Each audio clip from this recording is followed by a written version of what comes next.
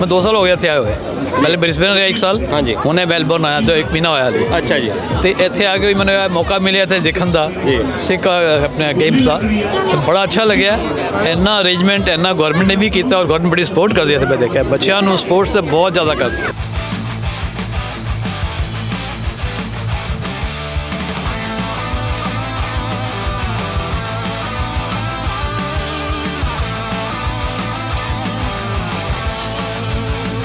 तो मैं रखे हुए होया मॉर्निंग इवनिंग वॉक जरूर करना, इस करके मनु कोई ज़्यादा प्रॉब्लम आई नहीं। वैसे ठीक है, बुजुर्गों को आएगी प्रॉब्लम।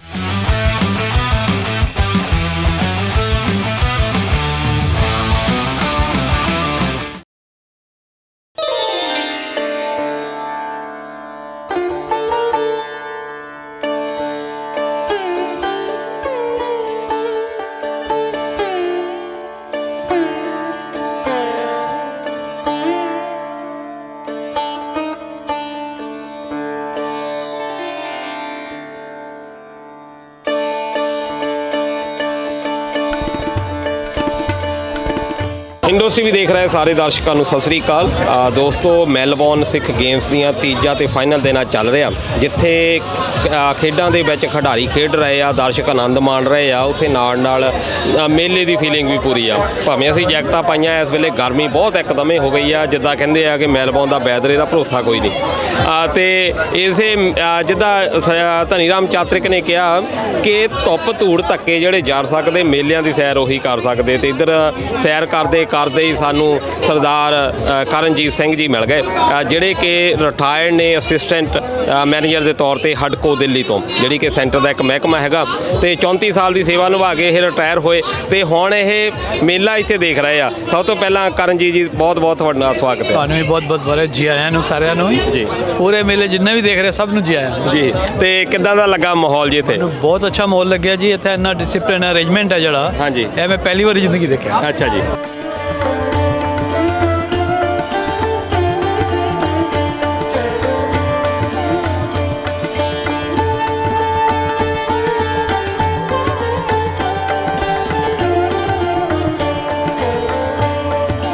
तो एडा बड़ा मेला चलो पंजाब में तो इदा चलते आ, बाहर तुसीं विदेशों में भी जाते रहे हो, तो होर तो नहीं इदा का किते देखा होना? मैं एक 2021 हाँ जी ब्रिस्बेन देखा सी, मेला सिख गेम देखा सी, उस तो बड़ा है। हाँ जी, ठीक है।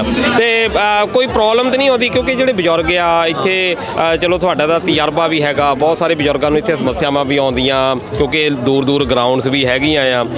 तुसीं की सुनेहा देना चाहोगे? देखो जी, मेरी एक्चुअली हेल्थ वाइज फिजिकली मैं बहुत फिट हाँ, तो मैं रखे हुए होया मॉर्निंग इवनिंग वॉक जरूर करना, इस करके मनु कोई ज़्यादा प्रॉब्लम आई नहीं। वैसे ठीक है, बुजुर्गों को आएगी प्रॉब्लम। हाँ जी, कहना वॉक करना ना वो इतना ईजी नहीं है। हाँ जी।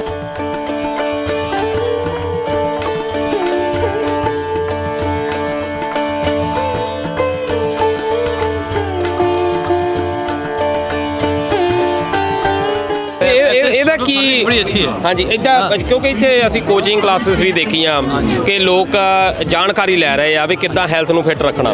तुसीं देखो भी रिटायरमेंट भी चलो परमात्मा साडी तंदुरुस्ती होर बख्शे, ते किद्दां अपने आप नूं फिट रखदे हो? काफ़ी तुसीं मैं देखिया भी एक तरह दौड़े ही जा रहे हैं, तो किट जिहड़ी आ काफ़ी भारी तुसीं चुकी हुई आ। हाँ जी, ऐसा है जी, मैं शुरू तो ही हाँ जी बड़ा इंटरस्टेड हाँ पब्लिक फंक्शनस जाने च। हाँ, तो इस करके मनु हैबिट भी है, और मैं इत्थे भी आ गई, मैं 2 साल हो गया इत्थे आए हुए। पहले ब्रिस्बेन रहा 1 साल। हाँ जी। हुणे मैलबोर्न आया तो 1 महीना होया जी। अच्छा जी। तो इत्थे आके भी मैंने मौका मिले इत्थे देखने का सिख अपने गेम्स का, तो बड़ा अच्छा लगे। इन्ना अरेंजमेंट इन्ना गवर्नमेंट ने भी किया और गवर्नमेंट बड़ी सपोर्ट कर दी। मैं देखा बच्चों को स्पोर्ट्स से बहुत ज़्यादा करती है, ऐनी मैं इंडिया नहीं देखा सी कभी। तो बहुत बहुत तुहाडा धन्नवाद। तो दोस्तों तुसीं जुड़े रहो, तो ये जिहड़े साडे रोल मॉडल भी हैगे आ, साडे बजुर्ग भी आ, साडे मार्गदर्शक भी आ, ये असल दे विच असीं उन्हां लीहां ते चल रहे हैं जो इन्हां ने मिसालां पैदा कीतियां। बहुत बहुत धन्नवाद तुहाडा।